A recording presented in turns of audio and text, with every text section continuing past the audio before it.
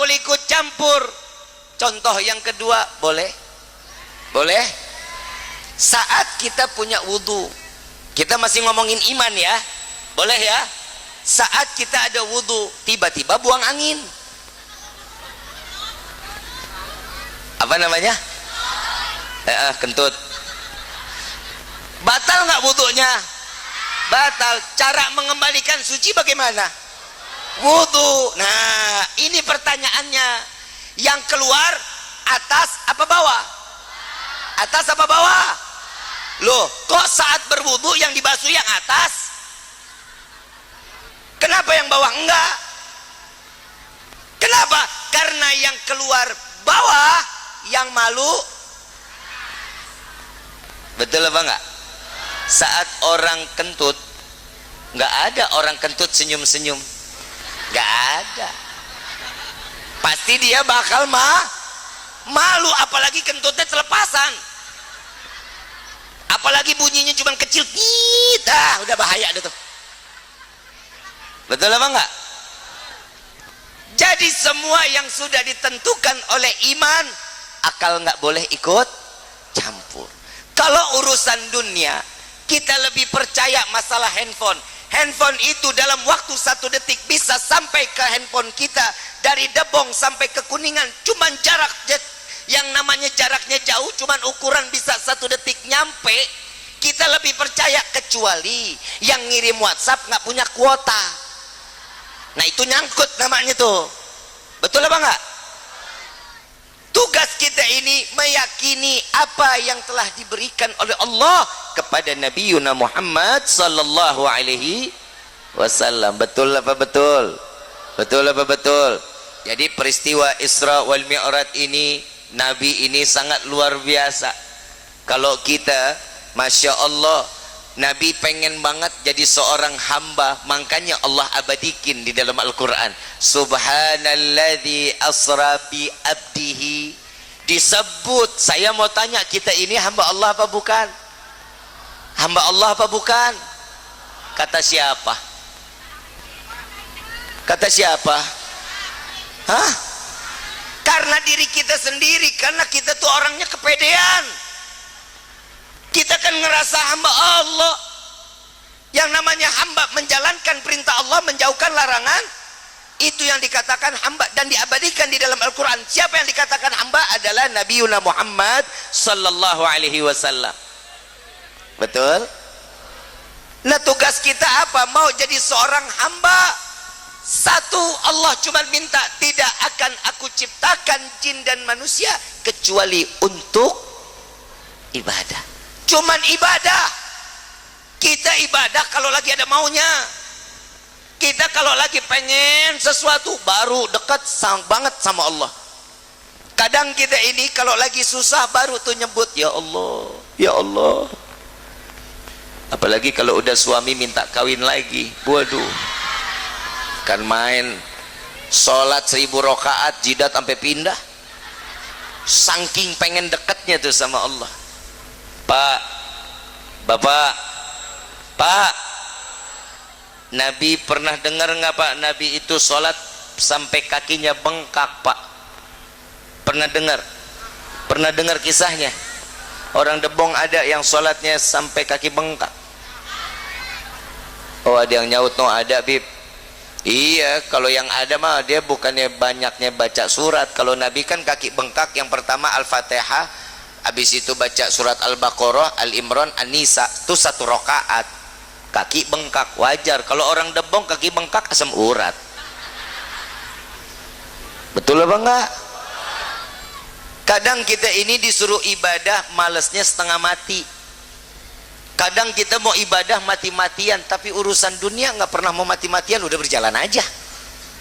Kenapa? Urusan dunianya ini lebih diutamain daripada urusan akhirat.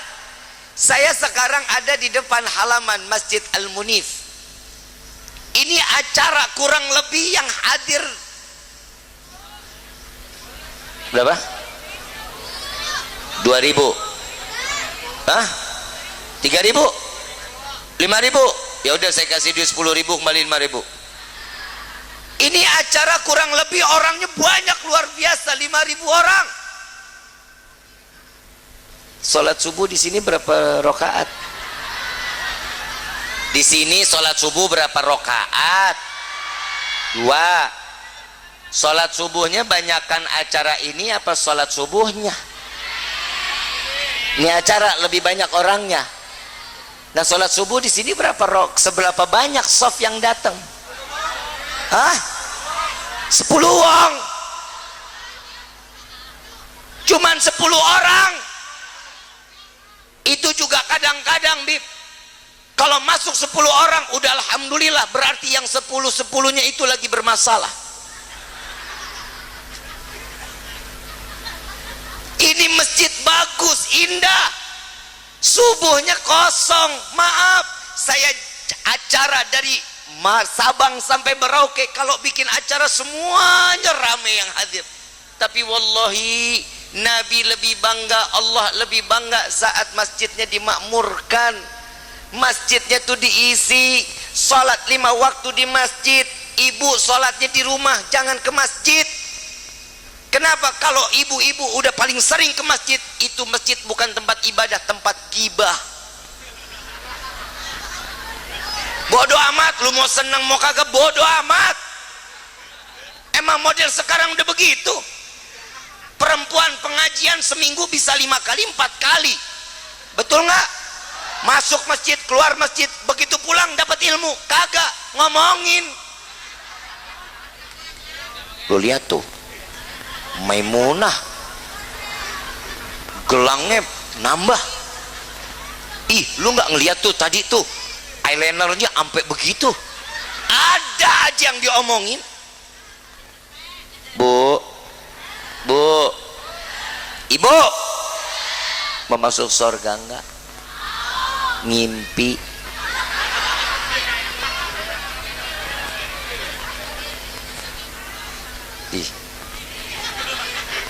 Saat Isra wal Mi'raj, Nabi Muhammad tuh dikasih lihat surga sama neraka. Begitu turun, Nabi 3 hari nggak makan. Siti Fatimah datang kepada Rasulullah, ya Rasulullah, kenapa engkau tidak makan selama ini? Sudah 3 hari ini aku tidak pernah melihatmu dalam keadaan kegembiraan di wajahmu. Ada apa ya Rasulullah? Ya Fatimah, aku diperlihatkan saat Isra wal Mi'raj, aku diperlihatkan tentang surga dan neraka, dan aku melihat di dalam neraka banyaknya. Ya rasah lo.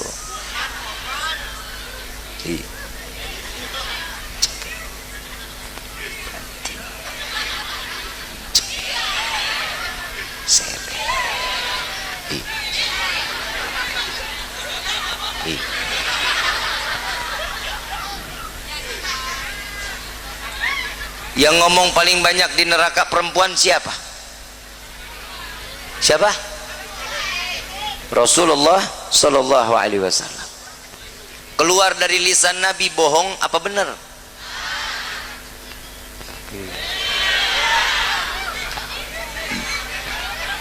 Siti Fatimah tanya, kenapa paling banyak neraka itu perempuan ya Rasulullah?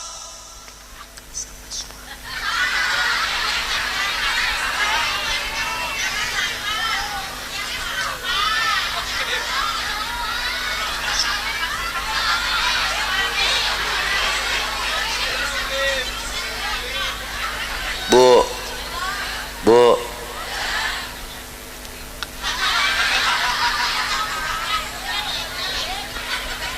laki-laki tenang, paling banyak di sorga. Tenang kok. Pasti pada kesel, Bib, giliran laki-laki kok banyaknya di surga. Ibu nengok, lihat muka-muka penuh dengan tekanan dan aniaya.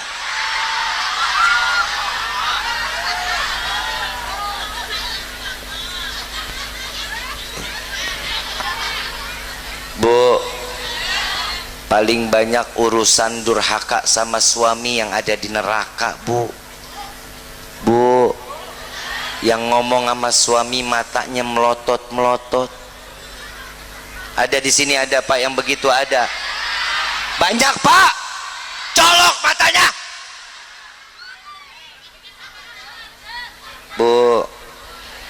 Yang ngomong sama suami nadanya keras, tangan tolak-tolak pinggang. Ada di sini ada yang begitu? Ada Pak, banyak. Tuker tambah Pak.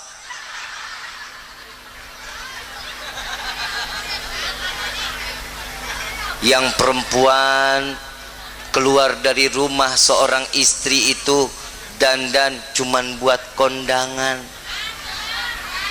Ada yang begitu Pak. Pak, Bapak terakhir ditemenin ibu tidur dandan kapan Pak? Malam pertama waktu kawin. Sampai sekarang belum lagi. Itu dandanan tahun 90-an Pak.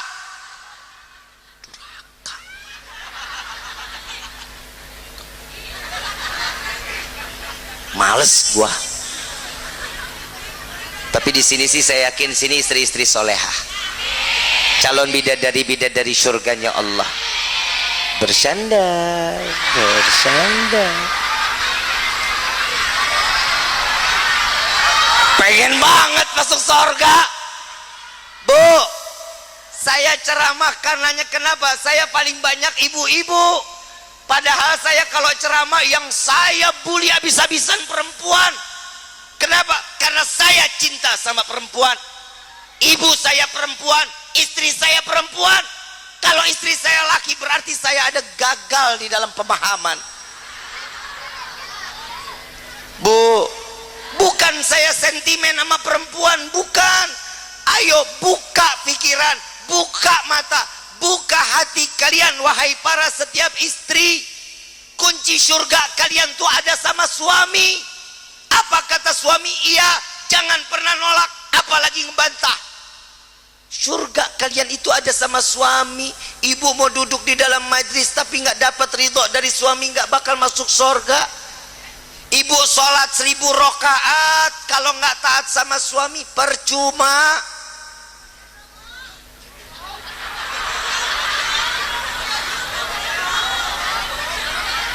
Betul nggak Pak?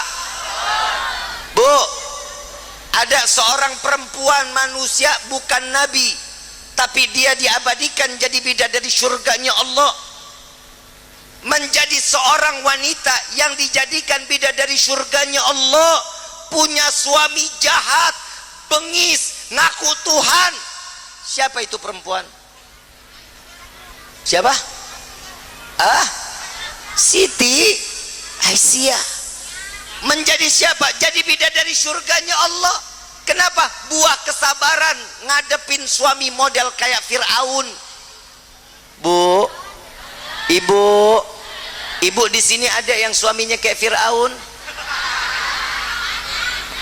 Lapan saya nanya Pak, saya nanya, Bu, ada di sini yang model suaminya kayak Fir'aun?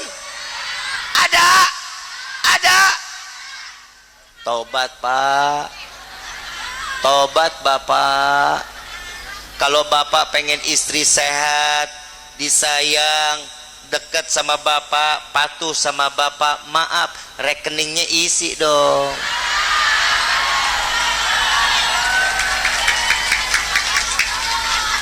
Mata duitan lu. Paling gampang Pak mancing perempuan, la ilaha illallah. Pak, kita sebagai laki-laki punya harga diri, betul. Kita laki-laki juga butuh dicintai, betul. Kita sebagai laki-laki juga butuh diperhatiin, betul. Saya mau tanya, tadi di rumah masak apa enggak Pak? Jawab jujur, masak apa enggak? Masak. Tadi malam ditanya enggak, Bapak sayang besok mau dimasakin apa? Enggak pernah ditanya. Zong. Bapak saya mau tanya, tadi masak apa enggak? Ibu masak apa enggak? Ditanya enggak sama ibu mau makan apa? Hampir semua istri enggak pernah lagi nanya itu kepada suami. Dengar gak tuh? Orang duitnya enggak ada. Bu, ibu, yang namanya cinta, duit itu enggak ada harga, Bu. Bu, Ya dari Isra Mi'raj gue ngomongin cinta deh nih, boleh ya? Ulala, udah kalau ada Habib Rifki yang duduk udah bebas aja ya, bebas ya. Saya ngomongin cinta boleh nggak nih? Nih nyambung, ini cintanya nyambung, boleh apa enggak? Baik, saya ngomongin cinta. Cinta itu nggak akan pernah kenal jarak. Cinta itu nggak pernah memandang waktu. Cinta itu nggak pernah memandang sesuatu dalam keadaan fisik sempurna atau tidak sempurna. Cinta itu, yang namanya cinta itu tidak akan pernah keluar kata-kata dusta. Cinta itu yang keluar adalah yang kejujurannya penuh, yang tidak menyakiti hati orang ia cintai. Betul? Betul? Satu contoh, cinta nggak kenal jarak. Siapa cintanya yang nggak kenal jarak? Yang kayak gimana, Bib? Ada nggak orang Debong yang nikah sama orang Guci? Ada apa enggak? Banyak. Banyak. Dekat apa jauh? Kata cinta apa? Dekat. Habib, bagaimanapun lika-liku perjalanannya, saya akan terjak demi menjemput cinta. Betul? Betul? Yang kedua, cinta nggak akan pernah mandang fisik seseorang. Mau bagaimanapun orang melihatnya, pasti orang yang mencintai memandangnya penuh dengan kesempurnaan. Contoh, boleh? Tapi jangan marah ya. Jangan marah nih. Ada orang gembrot. Lah kan saya udah ngomong. Ada orang gembrot. Kata cinta apa? Kalau dibilang langsing bohong.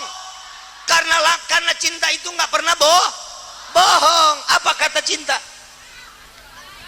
Bohai, semok, bahenol, seksi. Betul? Kata orang yang mencinta, orang lain mandang nggak sempurna, orang yang mencintai pasti memandang dalam keadaan sempurna, nggak ada celak, nggak ada cacat. Yang ketiga, cinta tidak akan membuat hati orang yang dicintai merasa sakit. Selalu akan dibuat dengan penuh dengan kata-kata istimewa.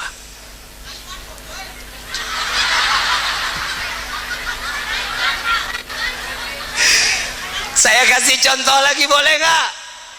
Tapi jangan marah. Maaf nih. Maaf boleh nggak? Ada orang pesek. Tuh kan saya kan cuma ngomong. Ini tentang orang cinta. Kenapa? Kalau kata orang Debong, love is blind. Cinta itu buta, gak mandang. Ada orang pesek, kata orang yang mencintai apa? Dibilangin itu kan bohong. Apa? Itu namanya nyakitin hati. Gak ada orang mancung ke dalam. Kata orang yang mencintai ngelihat pasangannya pesek apa? Mancung yang tertunda. Mengemas bahasa menjadiin agar orang yang dicintai tidak merasa sakit dan tidak merasa terluka.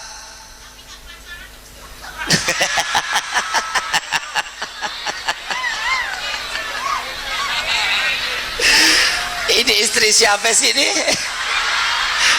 Gue pengen lihat lakinya, betah banget lama-lama punya bini begini.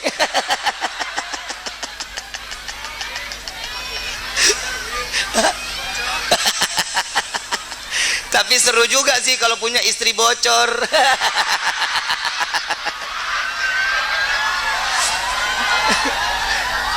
Saya cuman mau nyampein buat suami ibu, tolong yang sabar ya. Kenapa? Sorga telah menanti bapak. Biarin kalau dia di neraka nggak apa-apa, jangan ditolongin pak. Liatin aja, liatin. Gue udah cukup kesiksa di dunia, giliran di akhirat giliran eluh ya.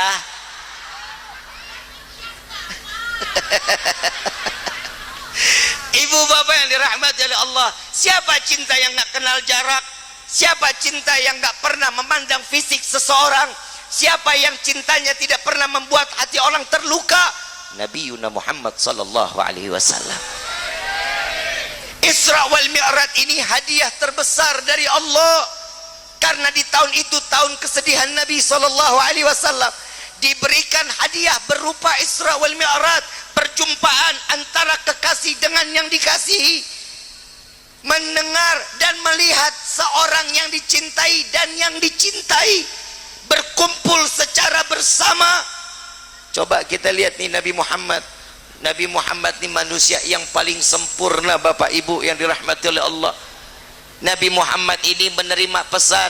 Maaf, kalau tentang zakat ayatnya ada nggak dalam Al-Quran? Firman itu, firman Allah itu semuanya disampaikan lewat daripada malaikat Jibril, perantaranya malaikat Jibril. Semua ada perantaranya, tentang zakat, tentang puasa, tentang sedekah, tentang musyawarah, tentang semuanya, semua lewat perantara malaikat Jibril. Illa kecuali tentang salat 5 waktu, Allah ngundang Nabi dengan secara langsung. Allah memerintahkan kepada Nabi sallallahu alaihi wasallam hadiah terbesar untuk setiap umat. Kenapa? Karena Nabi saat sakratul maut yang dipanggil adalah ummati, ummati, ummati, aqimis salah, aqimis salah, aqimis salah, dirikan salat. Kita sering dengar inna salata tanha anil fahsya. Orang yang mendirikan salat udah pasti akan jauh dari perbuatan keji dan munkar. Bib, saya punya tetangga salatnya rajin banget, di masjid salat dia nyolong ayam. Maaf, itu baru mengerjakan salat, belum mendirikan salat. Orang yang mendirikan salat itu tahu betul saat dia ruku dia ta'ziman wa takriman, memuliakan dan mengagungkan. Saat dia sujud tidak ada sesuatu yang lebih tinggi kecuali Allah Rabbul Alamin. Coba kita lihat orang Debong kalau sholat lagi sujud kepalanya di bawah, betul nggak? Di bawah apa di atas? Di bawah apa di atas? Kepala adanya di mana? Kalau dipukul kepala kita marah apa enggak? Kesel apa enggak? Kenapa? Karena ini muhtaram ini al-mukarram ini, yang kemuliaan ini. Kepala kita tuh mulia. Tapi saat dalam keadaan sholat kepala adanya di bawah sama rata dengan telapak kaki. Saat kita sujud mana yang lebih tinggi? Bokong atau kepala? Bokong atau kepala? Biar kita tahu bahwasanya yang ada di belakang ini dunia itu adalah di belakang kita, yang saat kita muliakan harus tunduk kepada Allah, apalagi urusan dunia. Belajar, coba memahami dengan apa yang telah diajarkan oleh baginda Rasulullah sallallahu alaihi wasallam. Kalau hidup kita mau terus-terusan ibadah, Nabi bilang dekat sama ulama, jangan jauh-jauh. Kita di kampung kita ada kiai, ada ustadz, deketin dia, tanya, minta ilmunya, ambil semua ilmunya, agar hati kita menjadi terang benderang, menjadi orang yang ahli ibadah. Maaf, kalau diukur masalah ibadah kita mah kagak ada apa-apanya. Urusan ibadah kadang nih hari sholat, besok kagak. Betul? Ada yang sholatnya cuma sehari, ya 2 kali, maghrib sama isya. Ada yang sholatnya cuma seminggu sekali, cuma hari Jumat. Ada yang sholatnya cuma setahun 2 kali, Idul Fitri sama Idul Adha. Udah gitu pakai baju baru, belinya banyakan dia. Ada nggak? Ada nggak? Coba kita mikir deh Pak, Bu, kita pikir baik-baik. Allah ngasih rezeki kita ini udah banyak apa belum? Udah banyak apa belum? Udah banyak. Tapi kenapa tiap doa kita selalu minta rezeki sama Allah? Ayo, kenapa nggak minta ditetepin iman Islam? Kenapa yang diminta rezeki? 3 doa ini setiap selesai sholat pasti kita baca. Yang pertama, ya Allah berikan kami rezeki yang banyak. Betul?